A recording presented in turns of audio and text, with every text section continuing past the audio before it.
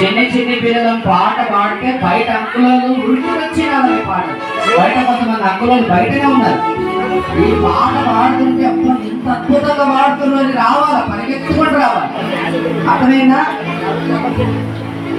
చిన్ని పిల్లలం గట్టిగా పాడాలి, పాడతారా గట్టిగా? మీరే పాడాలి, ఓకేనా? దయచేసి వెనకాల ఒక 2 hours చాలా ఇబ్బందులు ఉంటుంది మనకి, అయినా చాలా ఎంజాయ్ చేస్తాం. ముందుకు జరగండి, మీరు జరగకపోతే